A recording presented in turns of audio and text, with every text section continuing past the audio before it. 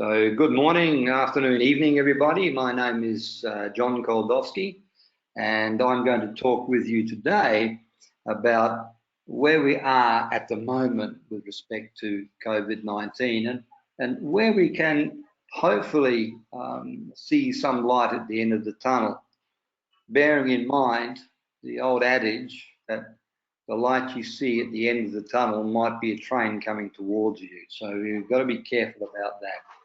But this is largely numeric driven. It's getting away from all the hype and hyperbole around this COVID-19 pandemic, and it's looking at, well, what are the numbers telling us? So it's metrics driven, but hopefully not in a difficult way. But firstly, I have to tell you where I am, and this is a map of China, and this is the province of Sichuan in the southwest of China. I'm based there at the moment, and you can see in a little place called Lishan, which is some way out of Chengdu, about an hour and 30 minutes out of Chengdu, a bit to the southwest. We're next door to a place called Shan, which is where the big mountain is, and just above where the Lishan giant Buddha lives. So that's where I am. I'm at a nice little town, a nice little city, if you like, which is the crossroads of three major rivers. It's a very high energy type of place. That's where I now live and work. And to let you know that I'm not too far away from Wuhan, some 635 miles or a bit over 1,000 kilometers, which is further away than Melbourne is from Sydney, and it's roughly the same distance as Canberra from Sydney. So we're in the same similar zone, but with a lot of geographic spread between us. And I have to tell you that we flew from Chengdu, CTU, to Bangkok on February 3rd, and we transferred by car on the highway. And as we moved through the road system, we had mandatory stops whereby everybody had their temperature checked. You had to stop, get into one lane, wind your window down, and everyone in that vehicle was checked. And this was in February. So they're very, very serious about tracking it and then responding to it. On the way back, we came from Bangkok to CTU and then transferred again by highway to Lishan. And again, the masks were mandatory throughout the journey. And once here, we had 21 days voluntary isolation in the apartment, and twice daily, medical staff would come around, take their temperatures, record them, and so forth and so forth. So, you know, very, very serious about watching the spread of this particular coronavirus. Now, we need to look at visit arrivals. Where were we before all of this started to occur? And I'm just shifting out of the way there. Okay. And if we look at ITAs, now ITA is a UNWTO classification, international tourist arrivals. And by definition, they're ones that stay at least one night in their destination. So it's a bit different from what others use, in particular PATA, but we'll get to that later. And you can see that the overall trend between 2000 and 2019 in terms of the number of international tourist arrivals was pretty solid. It was looking very, very strong indeed. In fact, if you look at some previous data, the blue line going through there in a sort of parabolic type of curve, that was the projection for international tourist arrivals through to 2030. And the target there, or at least the figure there, was 1.8 billion. However, the reality was that it was growing at a much faster rate. And in fact, in 2018, it was 1.4 billion arrivals already. over that period through 2019, you can see also that Asia was doing quite well. It improved its relative share from 2010, the blue bar, from 26.55% up to 28% in 2019. So not only was the number of tourist arrivals increasing, in fact, by almost 54% between 2010 and 2019, Asia was actually grabbing a larger share. It's still dominated by Europe, but the relative share of Europe has slipped a little, as has that of the Americas and Africa, while the Pacific remains steady at around 1.2%. And again, this is in the face of a 54% increase in the numbers. So you can see there's a fair amount of activity in both directions, with Asia certainly showing a great deal of strength. Now, I mentioned here that Asia, from our particular point of view, also includes what others call the Middle East. We refer to the United Nations country classification, whereby the Middle East is actually West Asia. And in fact, if you think back to the name of Turkey in the old days, it was actually Asia Minor. So we have a different concept of what constitutes Asia. It's Northeast Asia, it's Southeast Asia, it's South Asia, and it's West Asia. So all of those are included in that grouping there for Asia. But that was a history lesson. Where the heck are we now? And that's the big thing we have to come to grips with. The UNWTO, as at March 12th, actually said that you can see from there the blue line was the original projection of 3 to 4% growth in 2020, but that has now been dropped down to 2 scenarios. Now, that level of drop may change because this is March 12th and we're now into May, and things have certainly changed out there. But the point I wish to make here is that everyone recognised that this was going to have a significant impact on travel flows internationally and domestically around the globe. If you look at those projections, the optimistic scenario was for about a 1% decrease in tourist arrivals, international tourist arrivals, while the pessimistic was about 3%. Now, from the world perspective, that would result in a loss of about 15 million arrivals under the optimistic scenario, and a loss of about 44 million under the worst case scenario. Now, for most of that's going to see, as you can come from Asia Pacific, where we're talking about between 36 and 44 million being lost right there. So that's a fairly significant loss of arrivals, particularly when you take into account their spend and distribution patterns. Many people are going to be affected. That's driven also in part by the response to this pandemic, as it now was. And you can see that on April 17, the UNWTO reported about 96% of global destinations had imposed travel restrictions at that time. But by April 28, just 11 days after, that had boosted up to 100%. So in trying to contain this coronavirus, there was significant travel restrictions applied at destination level and certainly for origin markets. Well, because of this little beastie. Now, we've seen the coronavirus before. SARS, in fact, is a type of coronavirus as well. But this one is something totally new. We haven't got any data on visitor arrivals globally for the first quarter yet, understandably. We can see why.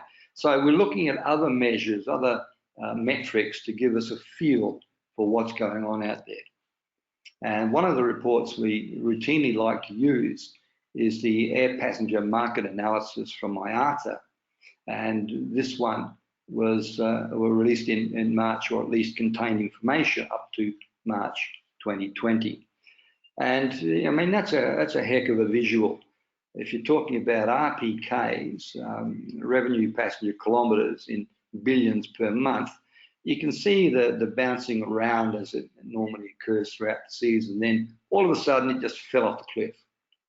I mean, if anything shows you that this is what happened from an aviation perspective, and that links to tourism, obviously, it's pretty dramatic.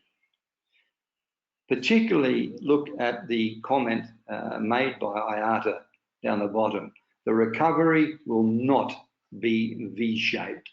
So the recovery is going to be different to what we have experienced in the past.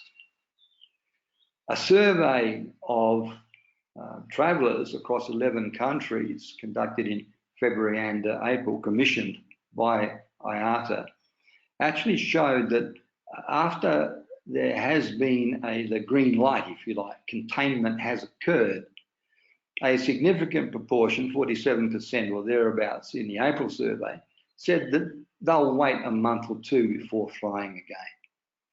More significantly, perhaps, is the fact that 30% or they're close to 30% are saying they'll wait 6 months, and you've got another proportion who will say they're going to wait a year or so, and others, well, we can't see any travel in the foreseeable future. Very few said that once the green light's here, we're away. That's about 13%. So that's gone down between February and April. So the impact on the mindset of people is going to take some time to overcome to get them to feel comfortable and safe when they travel by air again. That's reflected in a local association, the Association of Asia Pacific Airlines, in their press release where they look at the figures for March 2020, and it's a similar sort of thing. You can see the year-on-year change in passengers carried, year-on-year, but by month. You can see that it was moving along at a steady 2 to 3% growth rate until January, where it dropped to 2.7, and then March and April, where and then February and March, where it dropped quite dramatically. It's the same scenario, falling off a cliff that you saw with the IATA data at a global level, but this is for the region of Asia Pacific. And we do this because it's nice to actually take a triangulation type of view of what's going on. If everyone says that the sky is blue, then there's a good chance that the sky is blue. And that's why we're looking to see or look for corroboration. And it's not just passengers carried, RPKs and the other metrics that define the aviation sector, available seat kilometres, ASKs. They're also fairly well down, but particularly the passengers carried. But this is the Asia Pacific scenario.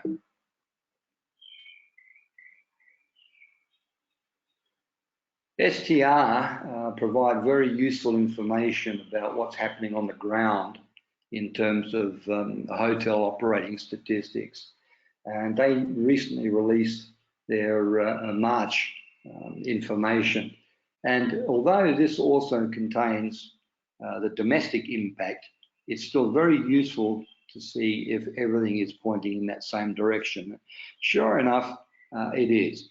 When we talk about, from their perspective, from the hotel and commercial accommodation perspective, the change in the room occupancy rates between the first quarter of 2020 and first quarter of 2019, it's all negative. Some more so than others, and Asia Pacific significantly down, followed by Europe, the Americas, and Middle East and Africa.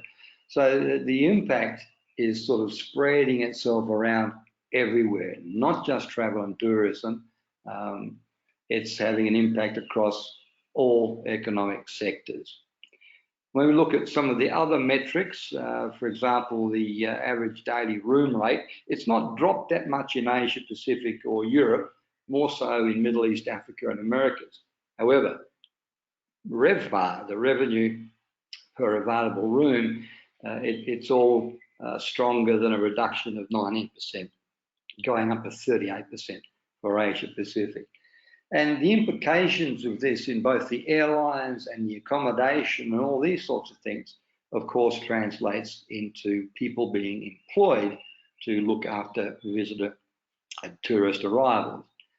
And the WTTC has made a prediction that we're going to lose a significant number of jobs, over 100 million jobs in the travel and tourism sector alone. Now, that's also going to have an impact on gross domestic product. So this is what it looks like globally, with a loss of 2.68, 2.7 billion US wiped off GDP, but 100.8, almost 101 million jobs gone, with almost 66%, say 2/3 of that occurring in Asia. The Americas will feel it, certainly everyone's going to feel it, but for Asia, that's a particularly strong impact in jobs. And this is just in the travel and tourism sector, direct and indirect, sure, but just in T&T, when we start to consider some of the other upstream and downstream positions, it's going to look pretty ugly out there. It's also had an impact in areas where you really wouldn't expect. I mean, it forces oil prices into negative territory, where the producers, in theory at least, would be paying consumers $37.63 a barrel to use the stuff. Now, how on earth did that come about? Well, you've got both demand and supply shocks coming into play here, and both came at the wrong time. Okay, but you can see here's that off a cliff scenario again, where we're talking about dollars per barrel in near-month contracts for oil. This is a surprise because a lot of the oil that's produced is actually stored, and it's stored on land, but it's also stored in supertankers. And that seems to be a good business to be in at the moment, because the cost per day of renting an oil supertanker at $20,000 in February has now shot up to between $200,000 and $300,000 and more per day to store this excess oil.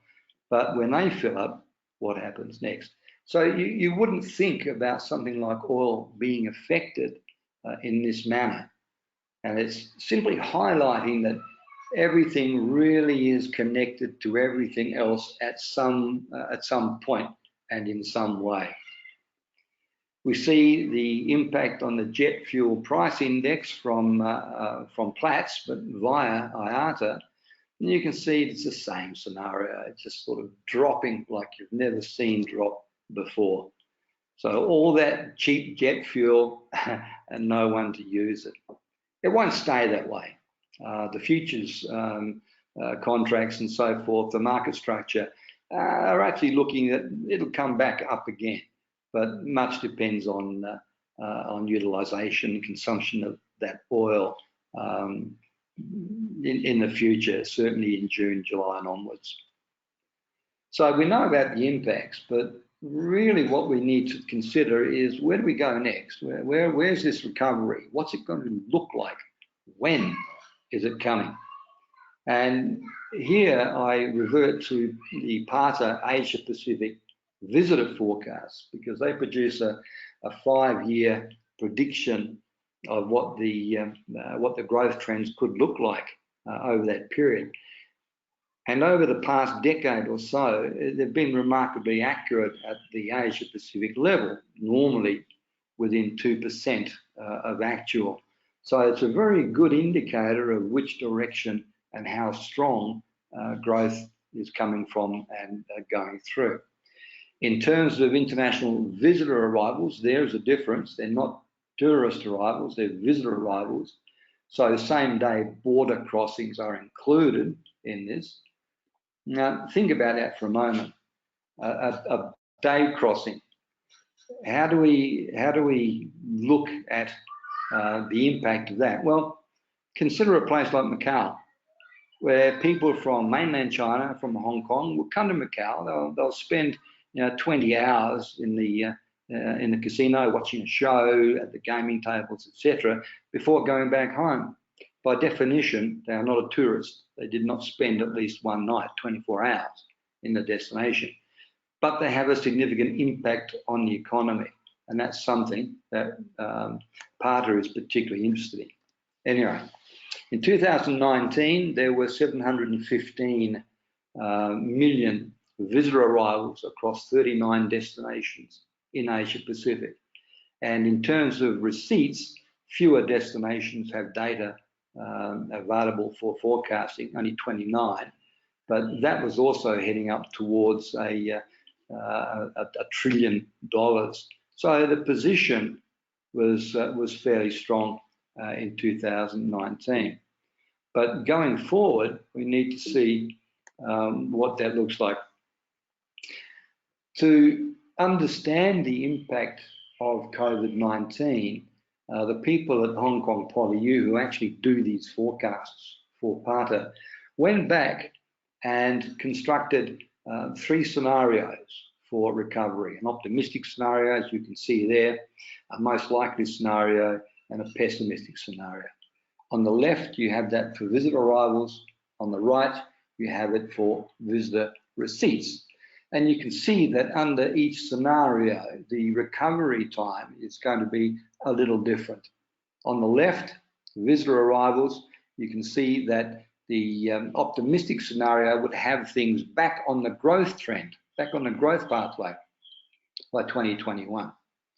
The most likely would have that getting close, but really not back on that growth trend until 2022. And the pessimistic would be looking at some time before 2023. And similar for the receipts, because of course the two are closely linked. But what we really need to know, not so much is how it's going to go back to an existing growth pathway.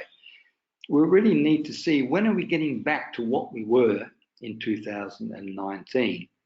And so for those 39 destinations, we can see that under the optimistic scenario in 2020, this year, we expect to be at roughly 84% of the volume of arrivals in 2019.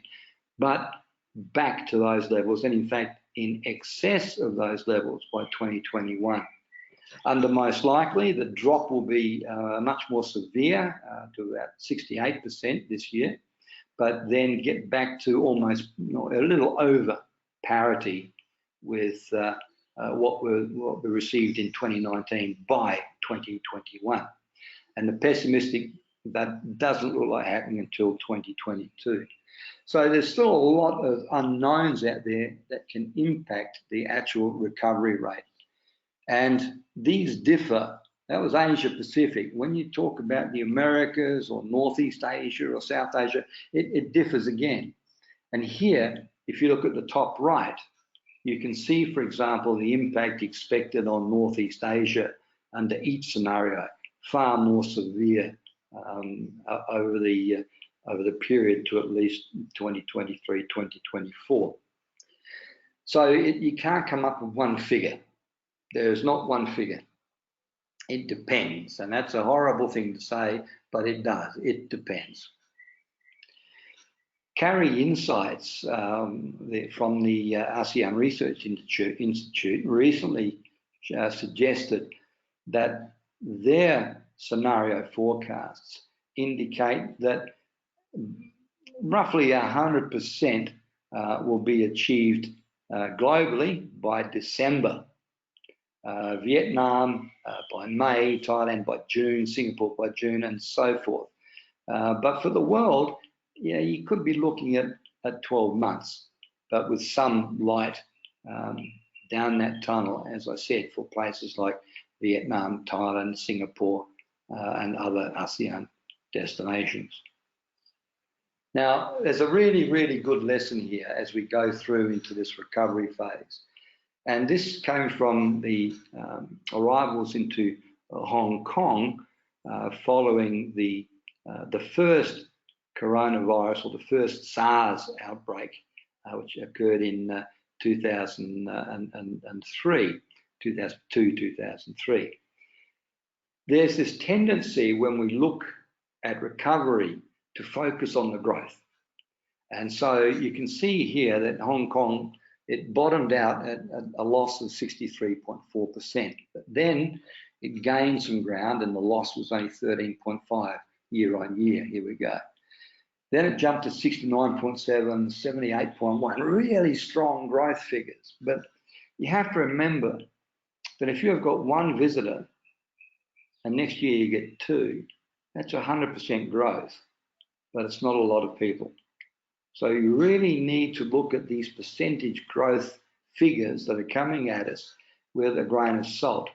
And you can see that it wasn't until October 2003 that things were even close to what they were in December 2002. So you're looking there at a very good 10-month window. So don't be misled by what you're going to see just by percentage growth rates going into the future. And I allude now to growth projections for world economic output as released by the IMF for the April 2020 update. And they're suggesting a loss of about 3% year on year in 2020, but a jump back to 5.8% growth in 2021. The advanced economies will take a bigger hit. They look like reducing by a bit over 6% in 2020, while the emerging and developing economies look to take about a 1% reduction. But here we're talking about percentages. But to look at this visually, this is a really good series that comes out of Visual Capitalists. And here you can look at the real GDP projections for 2020, and you can see there's a lot of red in there. A bit of grey where it's in the positive, but not particularly strong, and so forth. That's this year. Next year, they're saying that no, things will look a little bit stronger. But again, there's a comparison of 2021 over 2020, which actually had a reduction. But this is what their suggestions are, that you can see for places like China from 1.2% to 9.2% growth, India to 7.4%, and so forth. So there's room for some optimism in there in terms of economies around the world will get moving once again. But what to do in the meantime? That's a long time to wait. Well, if you're like Warren Buffett, you can dump your airline shares. He got out of the American aviation sector very, very quickly. Maybe he knows something we don't, but you'd have to be almost blind not to see the sort of drop in the aviation sector in recent months. For most of us, though, we have to look at what is going on, and we're really looking for the point at which things turn around. We're looking for that point where it bottoms out and then starts to turn up, the inflection point. We need to know that. Now, I'm using as an example here the Thailand data, simply because that's available very quickly and very detailed. So it's good information to work with. And this is the position of Thailand through March 2020. But different markets will respond at a different rate, a different speed, and with a different intensity.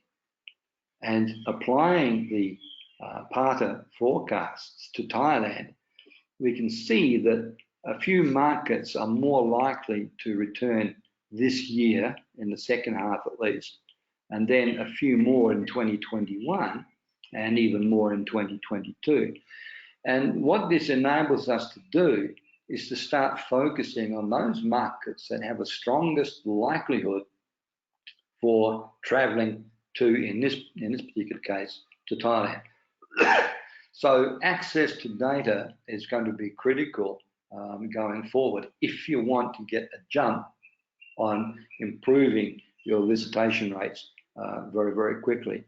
So it's suggesting that, yes, you could put some stimulus money into places like Finland or Laos or UAE, but at the same time, you don't neglect France, Germany or Italy, or in fact, Canada, USA, Denmark, and the like.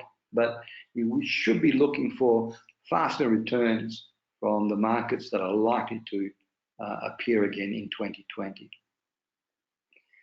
The release of data is everything. Hawaii is extremely good in this regard. And they're showing, for example, Hawaii passenger arrivals by air on a daily basis. Now, everyone can do this. Why they're not is beyond me. Some are, but the majority are not. And this is not a time for political posturing. And we all know politicians love good news and simply ignore bad news. But there's no time for that now. We really need to know what's going on a daily basis. When does it look like picking up? Where is that inflection point? And Hawaii Tourism Authority actually go even deeper. They produce monthly performance reports for the hotel sector. Here's a slice of that, where similar to what STR does at a global level, they're doing at a state of Hawaii level and sub-state. So you can even look at what is Waikiki looking like, etc., etc. That data, or those data, will be critical in planning any activity into the future, any stimulus activity, both in the public sector and the private sector. So a plea to the authorities: release the data, release it fast, release it so that people who can actually stimulate activity when it looks like returning can actually make good decisions, and hopefully push towards a stronger and a faster return. Consumers in all of this are changing. There's an extremely good report that's produced by EY. It's their Future Consumer Index. I'm not going to go into this in any great detail. The URL is listed here, so you can go in and download that report. It will take you some time to actually think about what they're saying. But it's a reasonably good coverage of nearly 4,900 consumers. In this case, it was through USA, Canada, UK, France, and Germany. But they are talking about expanding that. So this is not a one-off. It's something that they're going to continue to add to. And it covered certain behavioural components as well as sentiment and intent. And what they found, if you look at the left-hand side, they found roughly 4 types of behavioural groups. People that will hibernate and still spend, but others who are going to save and stockpile things, others who will stay calm, carry on, and others who they're going to cut deep into what they do. And the mix proportions you can see on the left-hand side. So the save and stockpile group are 35%, and the stay calm and carry on at 26%. This is during the pandemic. Once the pandemic is over and there's been a clearance, you can see that they're going to actually move into different types of behavioural segments. Some of those in the cut deep will keep cutting, 13%. But some of the others will spread themselves across a few of the other categories. Some will be cautiously extravagant, some will stay frugal, some will come back with a bang. And as I said, this is just to show that nothing's remaining the same. Behaviour during a pandemic is going to be very different post-pandemic when we come back to some measure of the way things were. It's not going back to the way it was. It can only move forward towards something that hopefully is a little new. Heck of a good report, worth actually looking at. Our take on this is that intra-regional flows are likely to get stronger. They're already significant. Looking at the UNWTO data, for example, about 63% of arrivals in 2018 to the Americas were from the Americas. For Asia, based on PARTA data for the same year, over 80% of arrivals into Asia is from Asia, and so forth. The only one that bucks the trend there is the Pacific, where only 18% of arrivals into the Pacific originate in Pacific markets. Most come from Asia and the Americas. But the point here is this is what we're looking at. You've got to consider your markets in terms of what we've already spoken about, but then also in terms of their geography. What's the likelihood of, for example, long-haul air travel coming back at the same speed as regional short and medium-haul travel? Quite different. So intra-regional is likely to remain strong. And in places like Europe, they have alternatives. They've got a very, very good rail network, so they don't have to fly. They can actually jump a train and go here, there, and everywhere. So that adds to this intra-regional flows. The good news for Asia is that this is where the population base is.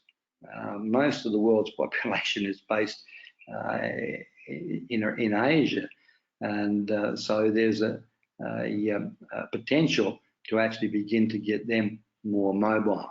More and more Asians are becoming economically well off, and travel is something that they are very, very keen to do. Now, here again, we have a slight difference, because Asia to Asia would be good for a head count, but it may not be as strong on length of stay as, for example, the Europeans or those from the Americas coming into Asia or into different parts of the world. So, like everything, there's two sides of this coin or this sword, whatever you like to look at. But it's data, it needs to be considered, it needs to be thought about, and then we can make some assumptions, develop a strategy, and put them into action and see whether we were right or not. So what do we do in the meantime? Well, we maintain social distancing for to some level, maybe not as significant as Wally, where even the fish is telling him to back up, but it's something we need to consider. It will change. For example, how do we greet people? Do we still hug, kiss, shake hands, or like the Thais, do we wave? Interesting, there's going to be some changes like that. You look after yourself, you look after all members of your family. Your little dog there, as you can see, all decked out. And one of my favourite is this cat, which, according to social media, was arrested, as you can see in the middle picture, and then charged because he was out after curfew. Humorous, yes, but in reality, pets are being looked at to be contained within households throughout the containment period. So humorous, but there's a touch of reality in what we still need to do going forward. That's my lot. Thank you very much, Sheshia from China, and back to the organisers.